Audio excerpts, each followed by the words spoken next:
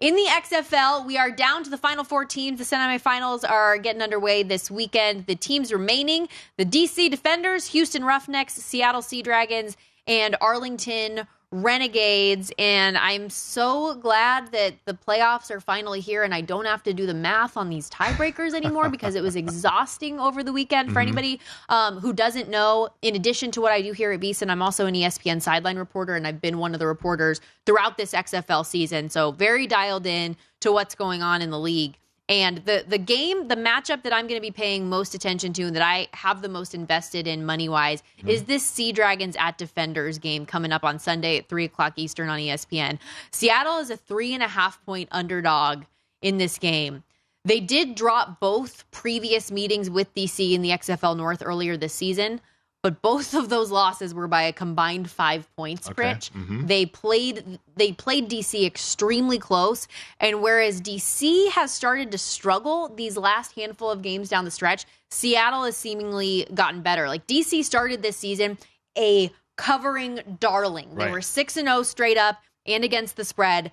They're still 3-1 since, a 9-1 team coming into the playoffs, but just 1-3 ATS their last 4 games. Where the cover streak has remained, however, for DC, and an angle that I love on this game, in addition to Seattle plus the points, is actually DC first half. Okay. I love them -2 in the first half. That is baked in a little bit, as you can see. But DC first half, I'm trying to find the exact number. They have had a halftime lead 7 straight games. None of those leads have been by fewer than 4 points and have an average first half lead of 8.6 points. So I think that they are able to get out hot and fast again. But then in the second half, for whatever reason, their defense, like a cookie and milk, crumbles, falls apart, and they let any team they play get back in the game. What's going on with Seattle and their defense right now? Because I'm looking at some stats here that I'm starting to like the point situation, which you mentioned here with the Sea Dragons. And so that defense, tell me a little bit about their defense right now. They,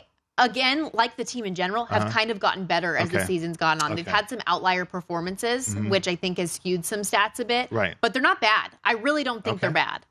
And last week against Vegas, and granted, the Vipers, their offense is suspect, but they would not allow the Vipers to do a dang thing last week in that game. And if that helps them build a little bit of confidence coming into this game, I think it's a good bet. I also like DC. I mentioned how they fall apart in the second half. I think a second half over is a good bet. So they don't let you bet a lot of second halves. Oh, really? A lot of second half spreads and totals in the XFL. Just they don't have them up and available.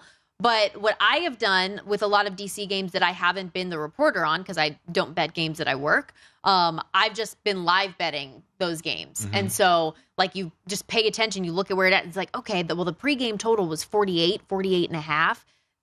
We're well under that pace right now, so the live total is super low, but you know that DC's defense is going to fall apart and their scoring isn't going to stop. So that's when I've been able to target some in-game overs, hoping for a slow start, and that, like, just in general for the game, just a lower scoring start, and then have the scoring increase in the second half. Okay, running out of adjustments defensively against a pass-happy offense, that's not a good thing. Yes.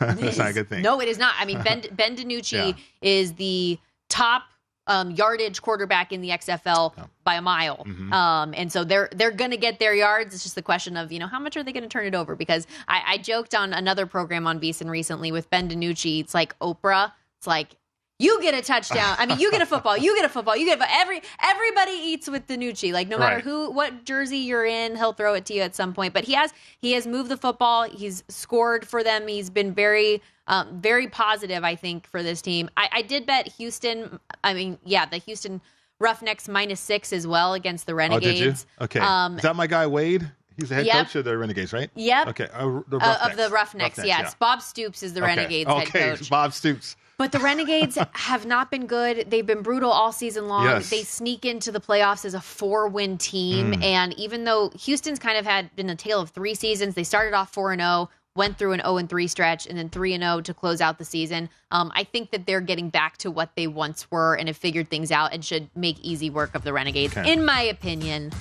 But we'll see how it all plays out this weekend. Can the Sea Dragons plus 250, can they win the championship? I think they can. I have them 10-1. I bet when they were 0-2 to start the season, I think that the winner comes out of the XFL North. So it's either DC or Seattle for me to win it all.